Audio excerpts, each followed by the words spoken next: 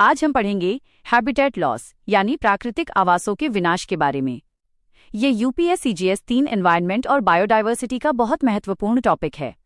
सबसे पहले समझते हैं हैबिटेट लॉस का मतलब।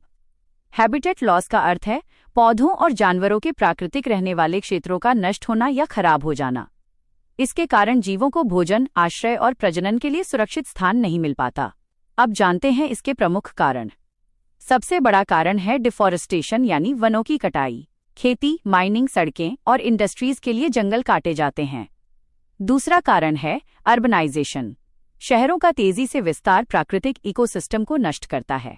इंफ्रास्ट्रक्चर प्रोजेक्ट्स जैसे डैम, रेलवे और हाईवे बड़े जंगलों को छोटे छोटे हिस्सों में बांट देते हैं, जिसे हैबिटेट फ्रैगमेंटेशन कहते हैं। क्लाइमेट चेंज भी तापमान और वर्षा पैटर्न बदलकर आवासों को प्रभावित करता है।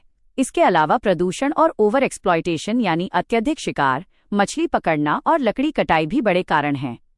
हैबिटेट लॉस 3 प्रकार का होता है।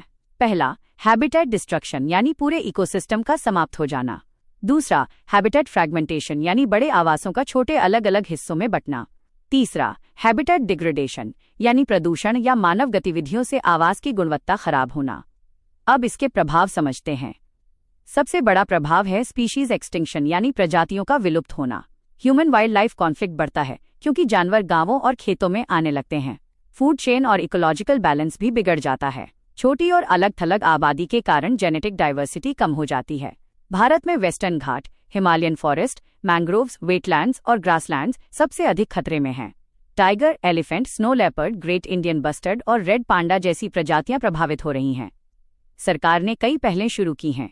प्रोजेक्ट टाइगर और प्रोजेक्ट एलिफेंट आवास संरक्षण पर फोकस करते हैं। कैंपा फंड से अफॉरेस्टेशन और फॉरेस्ट रिस्टोरेशन किया जाता है। ग्रीन इंडिया मिशन और इको सेंसिटिव जोन्स भी महत्वपूर्ण कदम हैं। इंटरनेशनल लेवल पर सीबीडी यानी कन्वेंशन ऑन बायोलॉजिकल डाइवर्सिटी और कुनमिंग मॉन्ट्रियल फ्रेमवर्क महत्वपूर्ण हैं। अंत में sustainable development, wild life corridors, community participation और स्ट्रिक्ट EIA बहुत जरूरी हैं। याद रखिए, हैबिटेट लॉस बायोडायवर्सिटी डिक्लाइन का सबसे बड़ा कारण है और पर्यावरणीय सुरक्षा के लिए प्राकृतिक आवासों का संरक्षण अत्यंत आवश्यक है।